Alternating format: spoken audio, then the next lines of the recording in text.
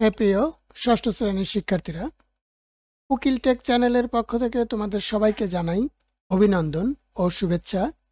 আমি মোহাম্মদ উকিল উদ্দিন আজকে তোমাদের প্রথম অধ্যায় অর্থাৎ স্বাভাবিক সংখ্যা ও ভগ্নাংশ এই অধ্যায়ের 1 ও 2 পৃষ্ঠার অঙ্কগুলোর সমাধান নিয়ে আলোচনা করব। তোমাদের জন্য খুব সহজ সরলভাবে বিস্তারিত আলোচনা করব। তাহলে চলো যাই মূল পর্বে। এখানে বলা হয়েছে স্বাভাবিক সংখ্যা ও ভগ্নাংশ। প্রাচীন মানুষ বিভিন্ন বস্তু জিনিস গণনা করতে গিয়ে প্রথম সংখ্যার ধারণা পেয়েছিল। প্রথম দিকে কম সংখ্যক বস্তু গণনা হতো, কিন্তু সভ্যতার বিকাশের সাথে সাথে বেশি সংখ্যক জিনিস হিসাবের প্রয়োজন দেখা দেয়।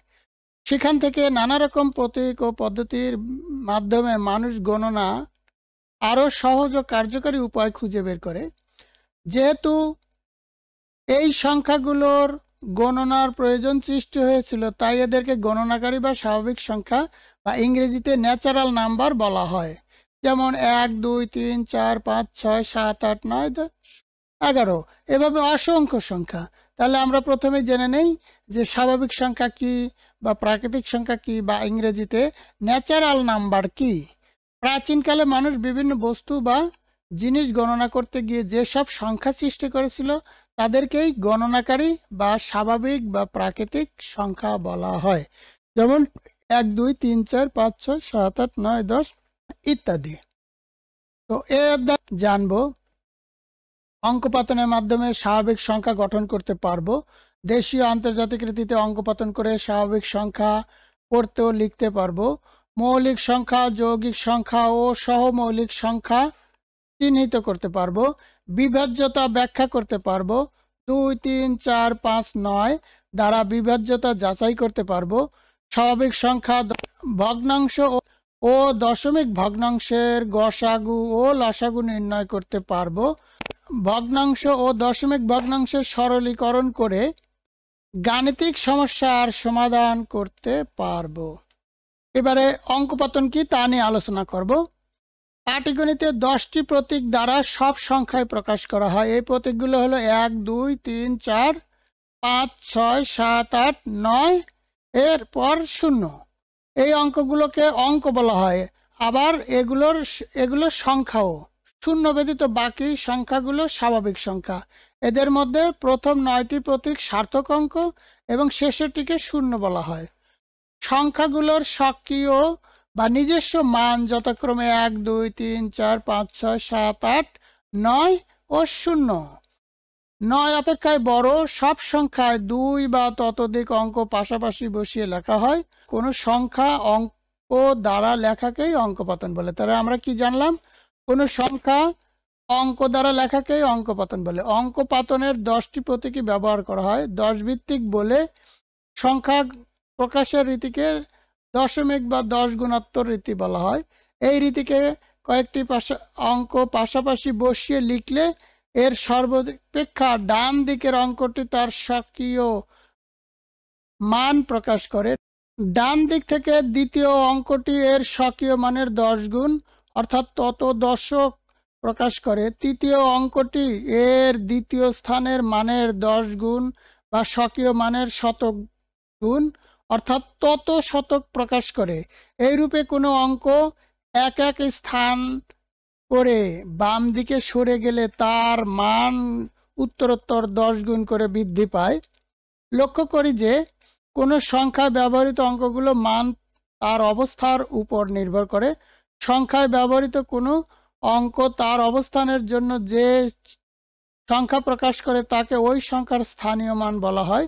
যেমন 333 সংখ্যাটি সর্বডানে 3 এর স্থানীয় মান 3, অর্থাৎ ডান দিক থেকে আমরা আমাদের গণনা শুরু করি। তাহলে প্রথম সংখ্যাটি হলো 3। ডান দিকের দ্বিতীয় সংখ্যাটি ও তৃতীয় সংখ্যাটি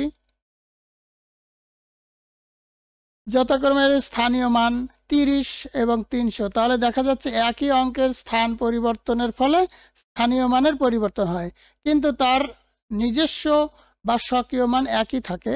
অর্থাৎ 333 3 গুণন 100, তাহলে 300 যোগ 3 গুণন 10, তাহলে 30 যোগ 3, তাহলে আমরা কি পেলাম? 333 পেলাম। যেমন 333 সমান আমরা লিখতে পারি 3 গুণন 100 সমান 300। 3 গুণন 10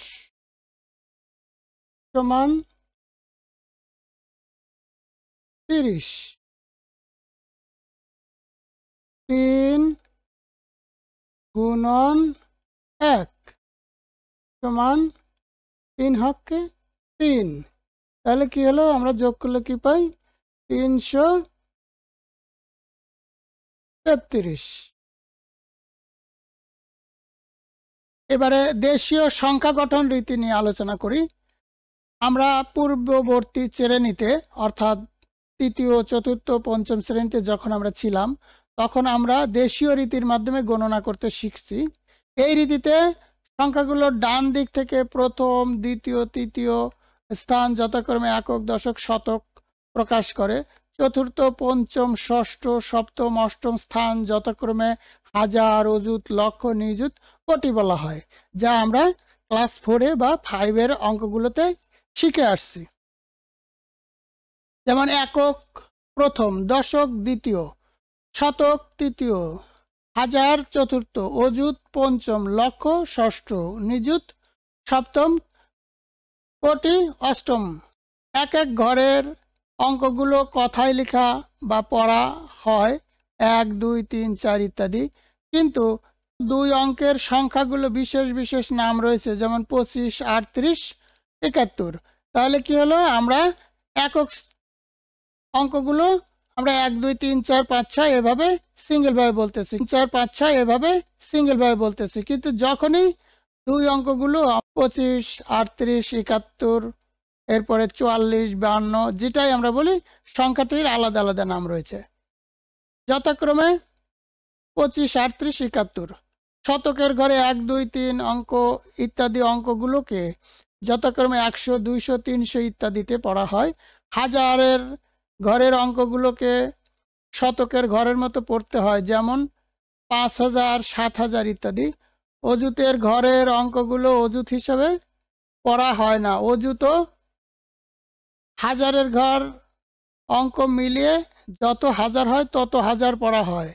যেমন অযুতের ঘরে 7 এবং হাজারের ঘরে 5, তাহলে 2 অঙ্ক মিলিয়ে 75,000 লিখতে হয়। নিযুত লক্ষর ঘর মিলিয়ে যত লক্ষ হয় তত লক্ষ হিসেবে পড়া হয়।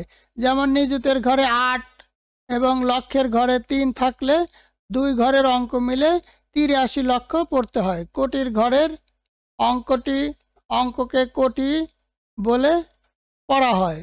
কোটির ঘরের বাম দিকে সব ঘরের অঙ্কগুলোকে কোটির ঘরের সাথে মিলিয়ে যত কোটি হয় তত কোটি পড়া হয়। 4 বা ততোধিক অঙ্কে লিখিত সংখ্যা সহজ ও শুদ্ধভাবে পড়ার জন্য কমা ব্যবহার করা হয়। এক্ষেত্রে যে কোনো সংখ্যা ডান দিকে থেকে 3 অঙ্ক পরে একটি কমা, আবার 2 অঙ্ক পর পর কমা ব্যবহার করা হয়। যেমন 9, 8, 7, 5, 4, 3, 2, 1। তাহলে এখানে কি হলো, আমরা প্রথমে 3 ঘর পরে কমা দিলাম, এরপরে কি হলো, আমরা 2 ঘর পর পর কমা দিতেছি। তাহলে কি দাঁড়ালো, একক, দশক, শতক, হাজার, অযুত, লক্ষ, নিযুত, কোটি। আজকের পর্বে তোমরা যদি উপকৃত হও তবে আমার চ্যানেলটি অবশ্যই সাবস্ক্রাইব করবা, লাইক, কমেন্ট, শেয়ার দিয়ে তোমাদের মতামত আমাকে জানাও। তোমাদের মতামত আমাকে নতুন ভিডিও তৈরিতে উৎসাহিত করবে। দেখা হবে নতুন কোনো ভিডিওতে। আল্লাহ হাফেজ।